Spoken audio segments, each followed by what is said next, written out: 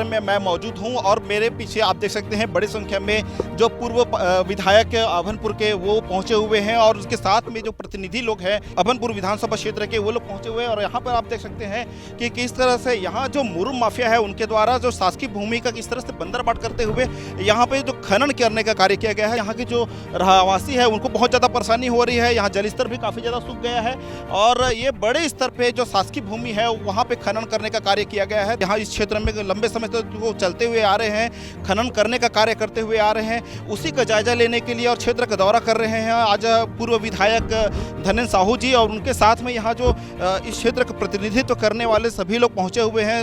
रायपुर जिला ग्रामीण के उद्धव वर्मा जी भी पहुँचे हुए हैं और यहाँ जो आप देख सकते हैं ये कृष्ण कुंज बनाया गया है पूर्व सरकार के द्वारा और उसी के ठीक बाजू में यहाँ पे मुरुम खनन का कार्य लंबे समय से किया जा रहा है और बड़े जो एक क्षेत्र है वहाँ पर खनन करने का कार्य किया गया है। और यहाँ के जो जल स्तर है वो भी सूख गई है और इसी वजह से ये जो कृष्ण कुंज बनाया गया इसमें जो पौधे जो उगे थे उसमें भी बहुत सारे ऐसे जो उसका ग्रोथ होना चाहिए था वो भी नहीं हो पाया है। और पानी की जो जल स्तर की कमी की वजह से ये पौधे भी नहीं पनप पाए और अब उसके किनारे किनारे पूरा ये जो खनन करने का कार्य किया गया है तो आसपास के जो लोग हैं जो रहवासी है उनको काफ़ी ज़्यादा पानी की दिक्कतें का सामना करना पड़ रहा है। तो हमारे साथ यहाँ पे जो पूर्व विधायक है उनसे बात करते हैं। अभी आप लोग पूरे क्षेत्र का दौरा कर रहे हैं, किस तरह से क्या क्या वो मुरुम माफिया है उनके द्वारा जो खनन किया जा रहा है उसको आप लोग देख रहे हैं? देखिए, जब से सरकार बनी है तब से यहाँ पर मुरुम और रेत के जो माफिया लोग हैं जहाँ मर्जी आए वहाँ पर जो खदानें नहीं हैं, जो खदान के योग्य जगह नहीं है, ऐसे सारी जगहों पे ये लोग मनमाने ढंग से अवैध उत्खनन कर रहे हैं। और इस अवैध उत्खनन में पूरी तरह से माइनिंग डिपार्टमेंट के सारे अधिकारियों का संरक्षण है, विधायक का यहाँ का संरक्षण है और उनके संरक्षण पर ही ये सारे अवैध उत्खनन का कार्य हो रहा है।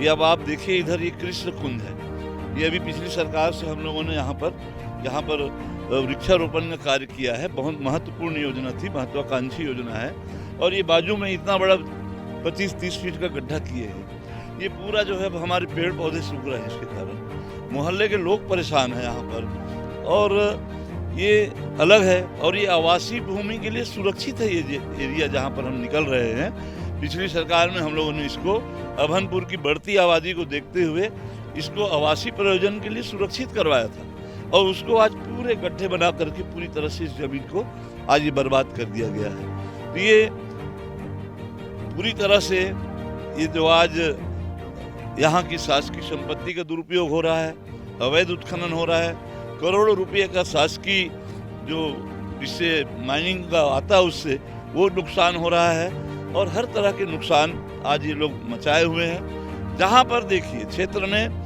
मैं समझता हूँ आज 40-50 जगह जहाँ पर अवैध मुरुम उत्खनन आज यहाँ हो रहा है, कोई देखने वाला नहीं। आम जनता या मीडिया के लोग कितने भी शिकायत कर ले, आज इनके ऊपर कोई फर्क नहीं पड़ता है।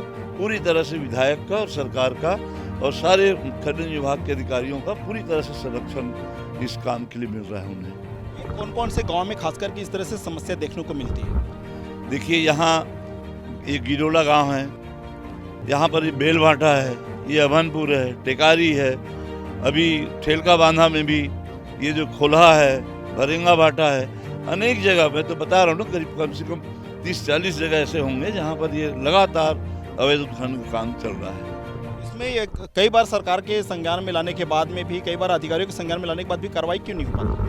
बताया ना मैंने, जब उनका संरक्षण प्राप्त है तो क्या कार्रवाई करेंगे। नुकसान पूरी साठ-गांठ है, सभी का इसमें मिला जुला खेल है। इसमें इस मामले को लेकर के आप किस स्तर पर जाएंगे? क्या इसका विरोध का स्वरूप कुछ और होगा? हम लोगों की जिम्मेदारी है, विपक्ष का कर्तव्य है कि जनहित के मामलों को हम लोग उठाए और इस तरह के जितने भी आज जो यहाँ राजस्व को नुकसान हो रहा है उस मामले को हम लोग उठाए। हम लोग उठाएंगे इसको, अभी नहीं तो इसको विधानसभा में उठाएंगे मामला और सरकार से जवाब मांगेंगे कि आखिर इसमें क्यों संरक्षण दिया जा रहा है इस अवैध काम के लिए। देखो, धनेन्द्र साहू एक साधारण से सरपंच से चुनाव हारे हुए व्यक्ति, वो अपना आपा खो चुके हैं। एक सरपंच को चुनौती देता था वो, और एक सरपंच से हारने के बाद वो अपना मानसिक संतुलन खो बैठा है। उनको मालूम होना चाहिए कि भरेंगा भाटा में किसके कार्यकाल में NIT कॉलेज के लिए वहाँ जो ज़मीन दिया गया है उनको पूरा खदान बना दिया है, पूरे अभनपुर क्षेत्र को भू माफियाओं का अड्डा बनाया है किसके कार्यकाल में हुआ है, पूरे क्षेत्र की जनता अच्छी तरह जानता है।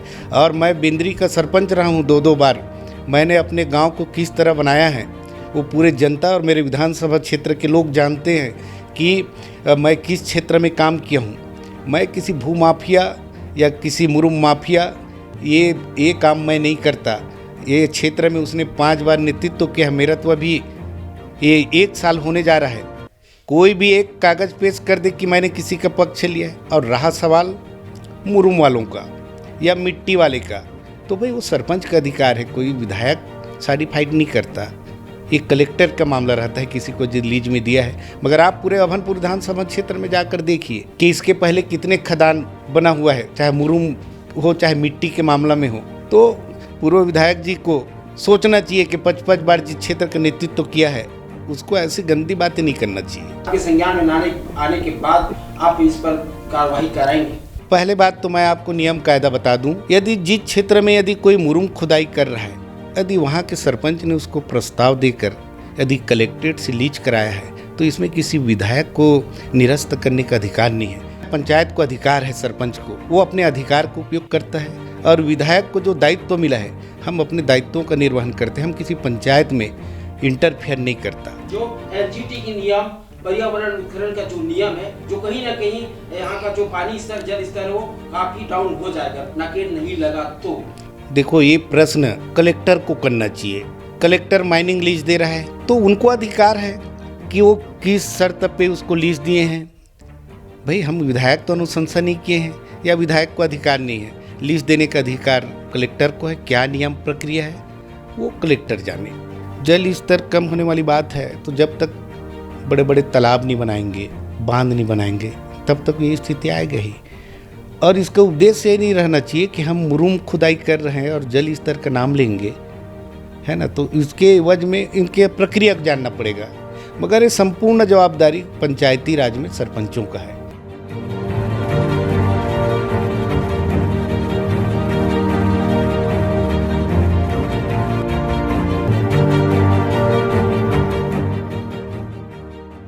अभी कांग्रेस पार्टी एक अभियान चला रही है किसानों की समस्याओं को लेकर के। धान खरीदी केंद्रों में धान खरीदी केंद्र चलने अभियान चला रहे। आप अभी कहाँ गए और क्या अभी आपके द्वारा पाया गया? देखिए, मेरे नेतृत्व में रायपुर जिले के लिए कमेटी बनाई गई है। कल भी हम लोगों ने धरसीवा ब्लॉक के धरसीवा धान खरीदी केंद्र का निरीक्षण किए हैं। तिल्दा ब्लॉक का शाकरा में निरीक्षण किए। आज हम लोग धरसीवा ब्लॉक के ही सेजबहार में, फिर हमारे अभनपुर ब्लॉक के खोरपा में और मानिक चौरी में निरीक्षण किए हैं।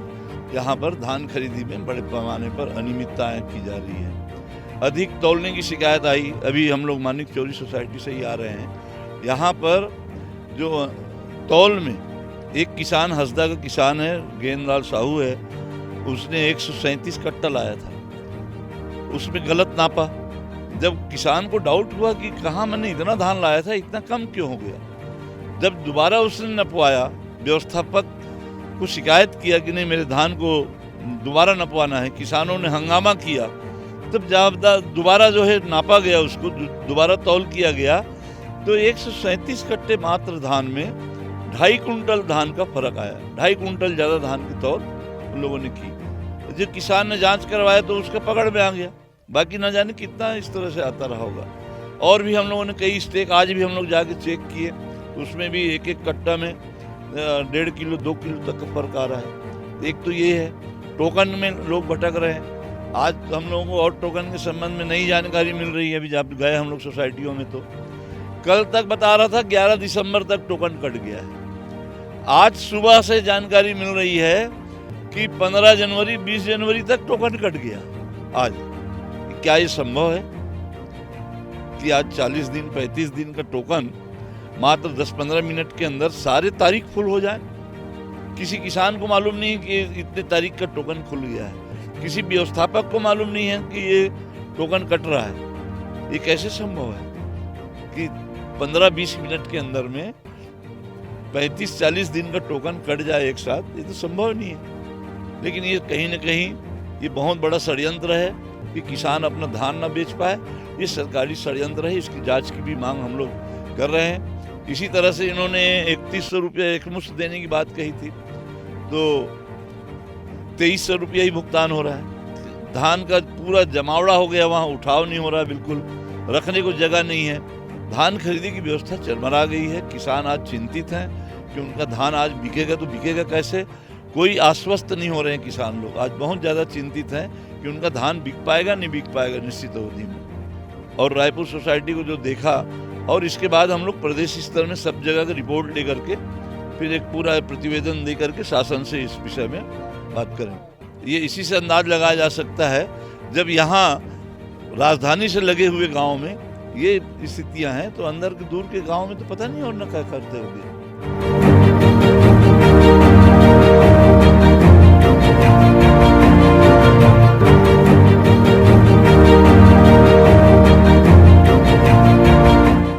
वो किसान लोग बेचने आ रहे हैं, किसान को पता नहीं, यदि कोई काटा में यदि गड़बड़ी कर रहा है तो निश्चित रूप से जो दोषी व्यक्ति है उनके ऊपर कार्रवाई होना चाहिए। हम कभी ऐसे लोगों का पक्ष नहीं लेते। हमारे क्षेत्र के पूर्व विधायक सभी जगह सोसाइटियों में जा रहा है, चलो धान खरीदी केंद्र में, चलो अच्छी बात है जा रहा है, मगर उनको अपने पहले के कार्यकाल को भी याद करना चाहिए कि किसानों के लिए कब वो दौरा किए थे सोसाइटियों